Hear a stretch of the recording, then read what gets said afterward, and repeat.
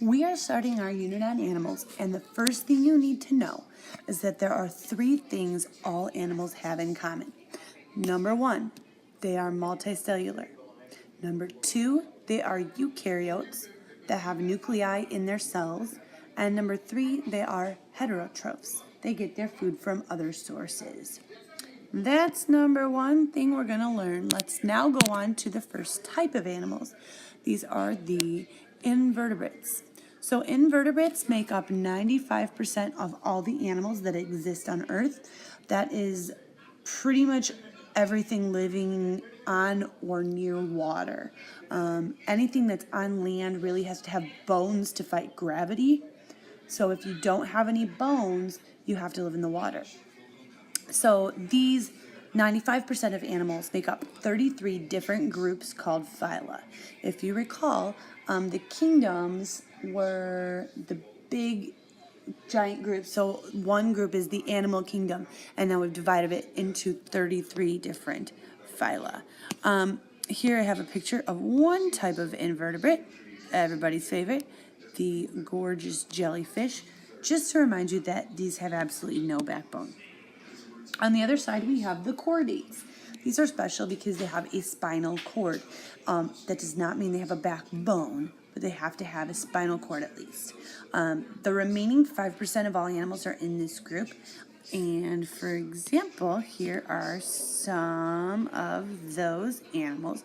You have things you recognize, such as amphibians, reptiles, birds, mammals, and different types of fish.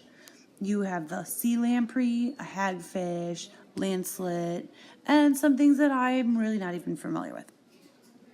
All right, so the last thing we want to talk about is the 4 characteristics that all chordates must have.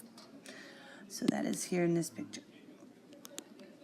All chordates must have a post-anal tail or the beginnings of such. You do not have a post-anal tail, but you do have a tail bone. So therefore, we are considered a chordate because we do have the tail bone. We also have what are called pharyngeal slits. This goes along with the pharynx, which is part of the throat, and this has to do with the gills in a fish. This is how we breathe. We have the notochord and the dorsal hollow nerve cord. Dorsal means on your back. So we have basically your spinal cord. All right, so those are the 4 things you have to have. We have all 4. This fish has all 4, and that's a wrap on this slide. Now, what 3 things do all animals have to survive? Number 1, we have to be able to get oxygen. And that oxygen, we need to be able to take it to our cells because our cells need oxygen to survive. If you don't have oxygen in your cells suffocate. Number 2, we need to get rid of carbon dioxide. Okay, you have carbon dioxide that pools up inside of your body. We need to be able to get rid of that in the form of waste. So through breathing it out and other methods, we just have to get it out of our body. Finally, number 3, we have to respond to information. You don't really think about this one, but all animals do it. For instance, your dog, it hears a sound, it listens, and then it responds. A scorpion hears a sound or feels a sound in the ground. It listens, it responds. Birds do the same thing. All animals gather information and respond.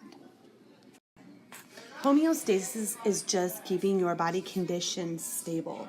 We've talked about this numerous times, and one example of homeostasis is your heat mechanism in your body. So your body will not let you get too hot or too cold, and it has some controls in order to make sure that doesn't happen. If your body starts to get too cold, it's going to shiver so that the muscles are contracting and expanding, and that is going to create friction and produce heat. Also, the hairs on your skin are going to stand up, and you're basically going to make yourself smaller by like curling up in a ball, and this means that you have a less surface area, so there's not as much surface to heat up. If you're too hot, you're going to sweat, which is going to remove water from your body and in turn cool you down. It's going to flatten your hairs, and it's also going to make you kind of expand your body and have a high confident stance. That opening up of your body is going to create a larger surface area so that more heat can be released out of your body and cool you down. So here are some of the body systems of a human being.